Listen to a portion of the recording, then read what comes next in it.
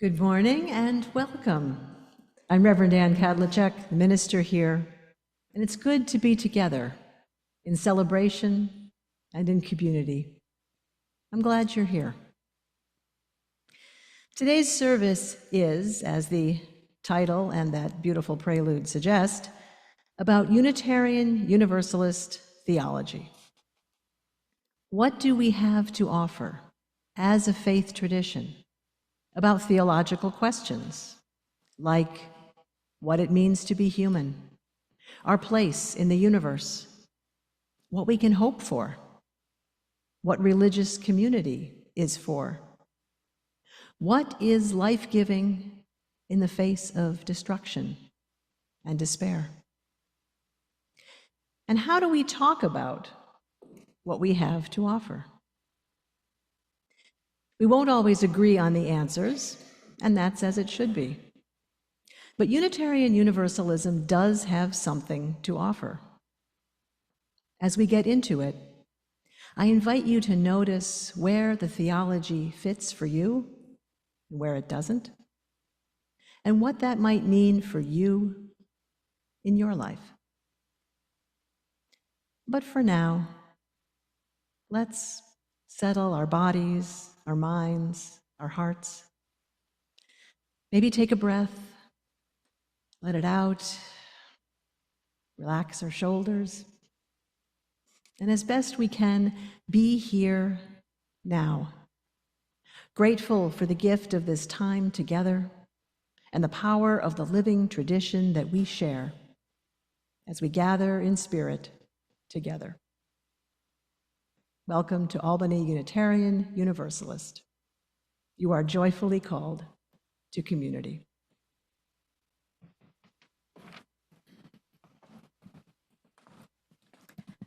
Our story this morning is What Do You Do with an Idea? Written by Kobe Yamada and illustrated by May Beeson. One day, I had an idea. Where did it come from? Why is it here, I wondered. What do you do with an idea? At first, I didn't think much of it. It seemed kind of strange and fragile. I didn't know what to do with it, so I just walked away from it. I acted like it didn't belong to me. But it followed me. I worried what others would think. What would people say about my idea? I kept it to myself. I hid it away and didn't talk about it. I tried to act like everything was the same as it was before my idea showed up. But there was something magical about my idea. I had to admit, I felt better and happier when it was around. It wanted food, it wanted to play. Actually, it wanted a lot of attention. It grew bigger, and we became friends. I showed it to other people, even though I was afraid of what they would say.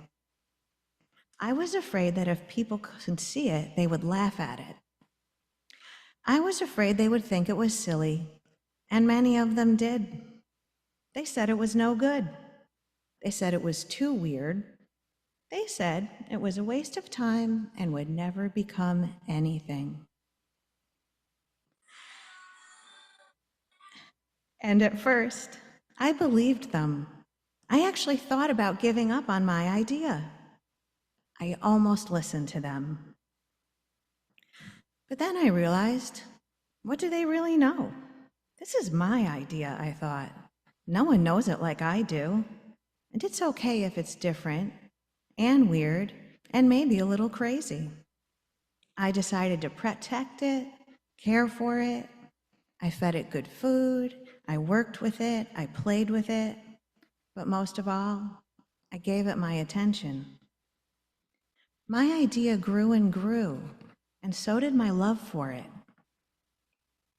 I built it a new house, one with an open roof where it could look up to the stars, a place where it would be safe to dream. I liked being with my idea. It made me feel more alive, like I could do anything. It encouraged me to think big, and then to think bigger. It shared its secrets with me. It showed me how to walk on my hands. Because, it said, it is good to have the ability to see things differently. I couldn't imagine my life without it. Then, one day, something amazing happened. My idea changed right before my very eyes. It spread its wings, took flight, and burst into the sky. I don't know how to describe it, but it went from being here to being everywhere. It wasn't just a part of me anymore. It was now a part of everything. And then I realized what you do with an idea. You change the world.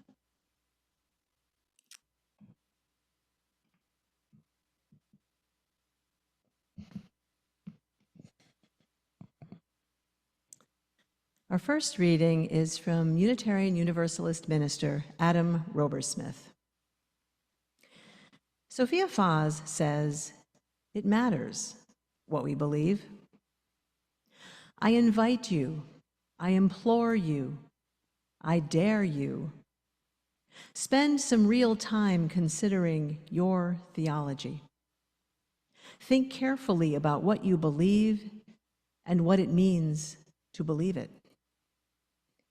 Do your beliefs hold you in a cozy way of being in the world? Or do they open things up with opportunity and change? Do your beliefs match how you want to live? Do they match how you actually live now?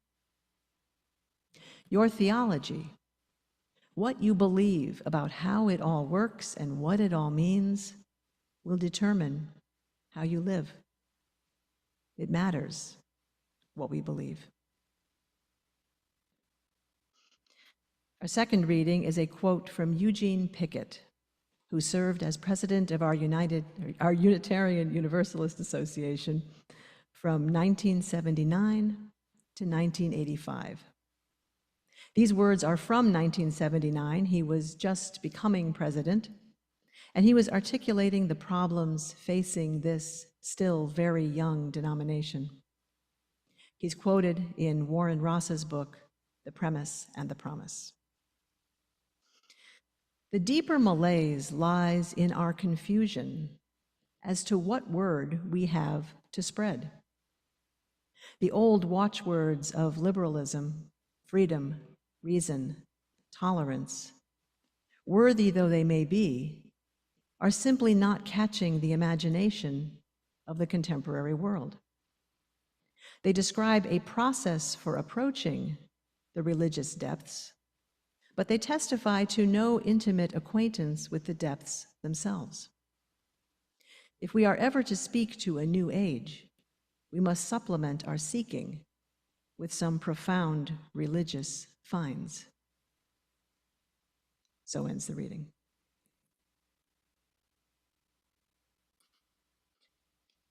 What do you say when someone asks about Unitarian Universalism?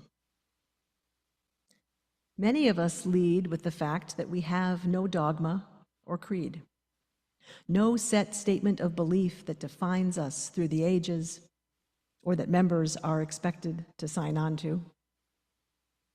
Freedom of belief and a practice of tolerating, even respecting, a range of beliefs is, and always will be, part of who we are. But there has to be more to our identity than what we are not. We need, said Pickett, some religious depths ourselves, ideas that change the world. In 1961, when the Unitarians and Universalists came together into one religion, they struggled to articulate what they valued, what they believed. Ultimately, they crafted 6 principles, 6 things we were trying to achieve in the world, from strengthening liberal religion to searching for truth to building a world of peace and justice. But those principles didn't get much attention. They were filed away in Article 2 of the denominational bylaws and out of most people's awareness. Creating a document that articulates what we're here for is pretty standard for a religion. Putting it in the bylaws is maybe a little odd, but it's in character for us. But those bylaws did also contain something that's pretty unusual. Article 15, which says that revisions to Article 2 are to be considered at least every 15 years. This reflects a critical piece of our theology. Revelation is not sealed, is one way to put it. Article 15 reflects a belief that we learn and grow, and over time our answers to theological questions change, and that is good. So we commit to regular reflection and re-examination of who we are, what we value and aspire to, and what this looks like in our lives. Not having a creed isn't just about personal freedom. It is also a spiritual practice, as individuals, as a congregation, as a denomination. The 15-year time frame for that denominational re-examining has, so far anyway, been a bit aspirational, but we've done a significant overhaul twice. The first time was soon after Pickett spoke the words in our reading. It was those women with the daunting mission of removing sexism from Unitarian Universalism who noticed that those early principles cried out for some attention. Their revision was not adopted. A big issue was their removal of references to God and Christianity. But their work inspired the formation of course, a committee to try again. The committee dealt with God and Christianity by dividing their statement into two parts: 7 principles without theistic language, paired with some sources of our living tradition with such language. The result was pretty different from the original Article 2. But after much discussion and debate, the 1985 General Assembly approved it. And Unitarian Universalists enthusiastically embraced these new principles. It seems there was a hunger for some kind of word to spread. These principles were a covenant among the congregations to affirm and promote certain goals for the world and human relationships. So not a statement of belief or values, but a reflection of our collective beliefs and values. And those principles quickly became the word that we spread. You can find these principles in the gray hymnal, right before the first hymn. They've been on bookmarks, wallet cards, posters, websites. We taught them to our children year after year with catchy tunes and mnemonics and coloring pages. When asked about this faith, along with the fact that we're not creedal, many of us told people about these principles. Some of us were initially attracted to Unitarian Universalism because of them. We might or might not ever have been able to recite them from memory, but for a lot of Unitarian Universalists, they became central to who we are and how we talk about who we are. And with a little tweak in the 90s, those principles remained in place for nearly 40 years. This iteration of Article 2 started to feel more set in stone than was ever intended. But we continued to grow and change. And in 2020, a commission was finally charged with proposing a new Article 2. The goal was not to just revise the principles, but to update how we talk about who we are in whatever format made sense. In fact, the charge explicitly stated that there is nothing sacred about the wording or layout of Article 2. This is important. If there were words we could not change, we might have ourselves a creed, but we don't. This new Article 2 looks quite different. But since it is not a creed, we can continue to refer to and use the principles where that makes sense. They're not wrong, just dated. So what is the theology that underlies all of this? In this deeply troubled world, what is the word that we have to spread? As I give you some of my take on this, I want to stress that this theology may or may not be your theology. There is nothing in Unitarian Universalism that requires you to believe any of it. If there's a piece you don't believe, today or ever, this is still your church. But whatever our personal beliefs, through this theology, Unitarian Universalism calls us to act in a way that aligns. So let's go back to our commitment to ongoing revision of Article 2 and add in the fourth principle, the free and responsible search for truth and meaning, and the value of pluralism, which includes the same language. Beneath all of that is a belief that we get to define our beliefs. There are other ways to think about the source of religious truth and meaning. It might reside in a text, a tradition, or particular individuals who impart their revelations to others. We do learn from one another and from the writings and practices that carry ancient wisdom. But this theology says we decide. This belief is empowering. Each of us has the capacity to make claims of religious truth. It's also challenging. We're expected to take what we believe seriously enough to question and listen, learn and reason, and experience life fully and reflect on what it means. We're expected to change. A creed might be easier. And there's more to this theology. Take the question of human nature. Both our first principle and the value of equity say that every person has inherent worth and dignity. That's not the starting point in every faith tradition. Some, like our Calvinist religious ancestors, begin with inherent human depravity, sinfulness, unworthiness.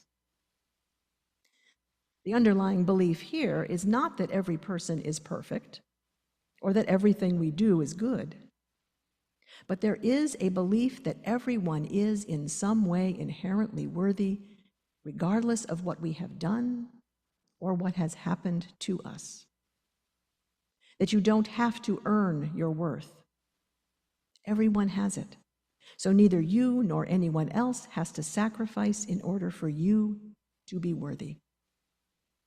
And you cannot lose your worth. This is a powerful theological statement. It's also a belief that can be hard to hold.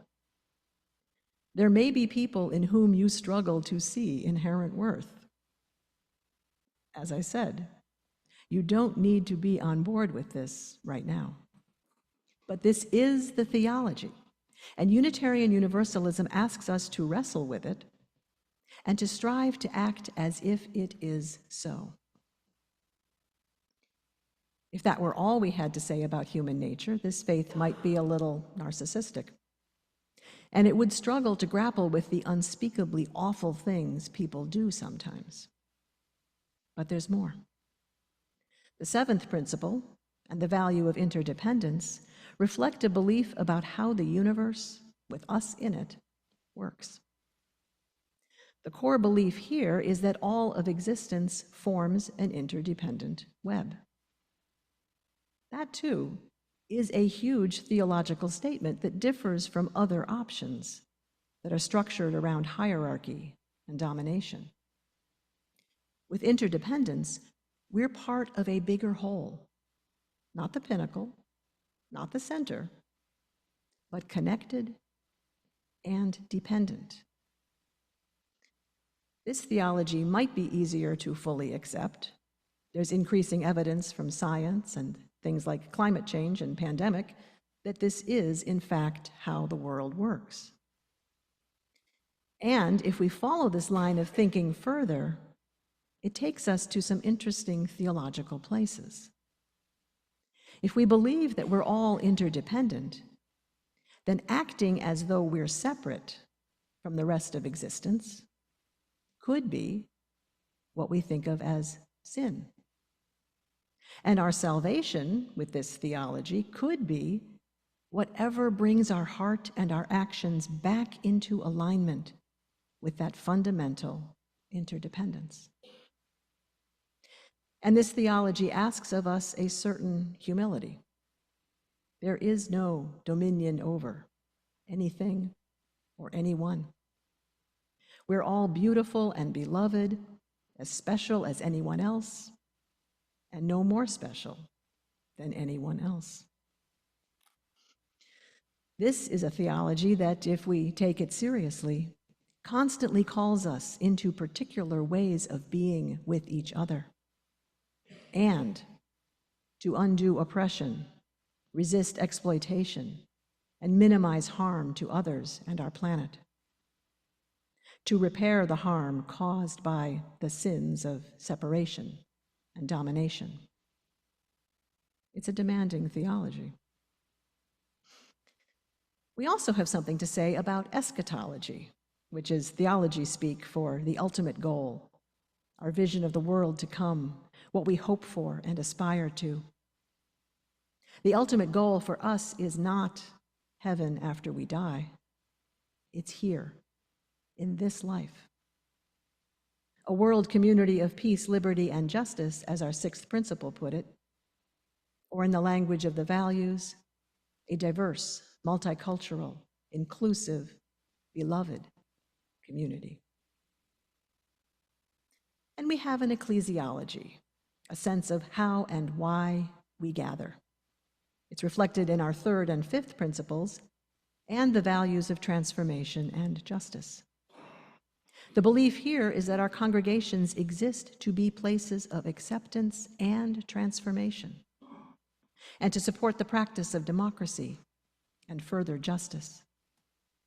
Once again, there are other options. We could gather to promote a commitment to doctrine or individual salvation, but our theology points us in a different direction, toward relationship and connection. Salvation, if you will, all together.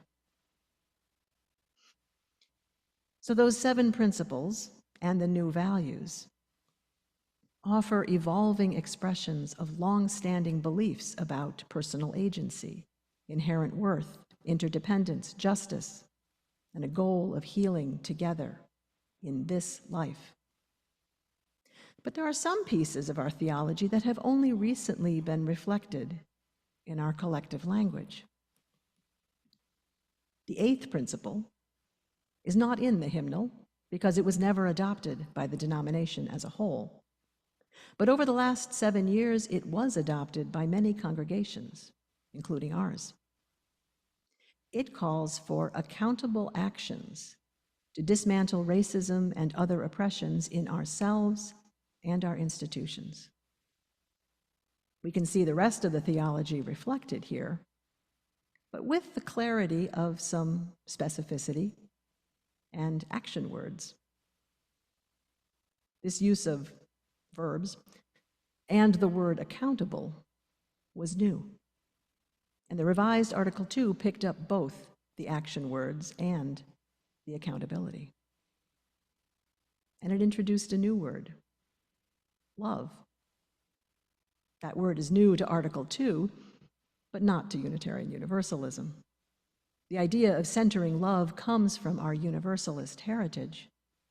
And in recent years, an increasing number of Unitarian Universalists have been thinking about and articulating a faith rooted in love, and manifested in our values and actions. And it's been resonating. You'll hear it in my sermons this year. Which brings us back to where we started. A faith tradition that insists on the spiritual practice of reflecting on our beliefs and commitments and revising who we say we are. As you explore the new language, and I'll put a link to it in the Windows Weekly email, I invite you to not just critique the chosen words, which we all can do, but to spend some time with the powerful theology that's reflected there and that this world so desperately needs, so that we might continue to find more clarity about the word that is ours to spread. And may that clarity call us ever more to action. For what you do with an idea is change the world. May it be so. Amen.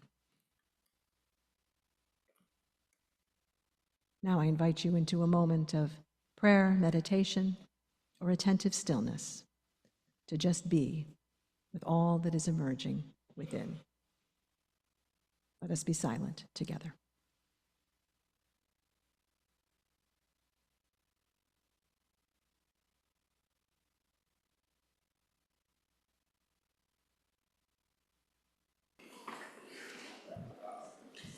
Sing to the power of the faith within, the faith that matters, that is ours to spread. May we live that faith together. As we extinguish our chalice, please join in saying these words. We extinguish this flame, but not the light of truth, the warmth of community, or the fire of commitment. These we carry in our hearts until we are together again. And now the providers of today's coffee hour refreshments, the End of Life Choice Task Force, have a few words about their work in this congregation.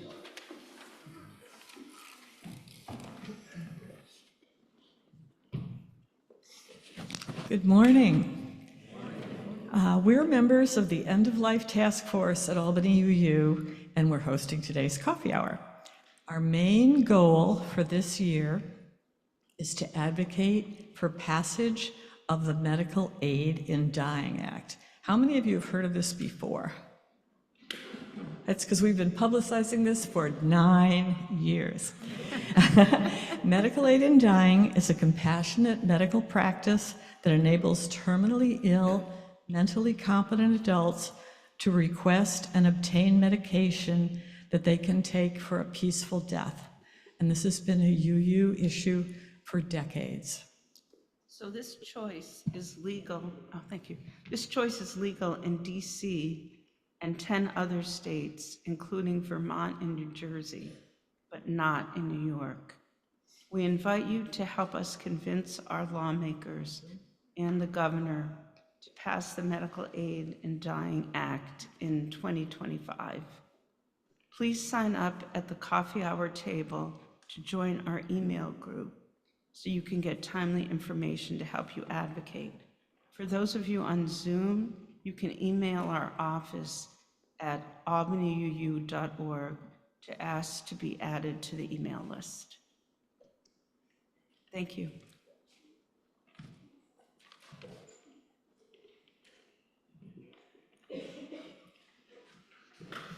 Our service has ended, but all are invited to stay for conversation in a breakout room online or for snacks in Channing Hall.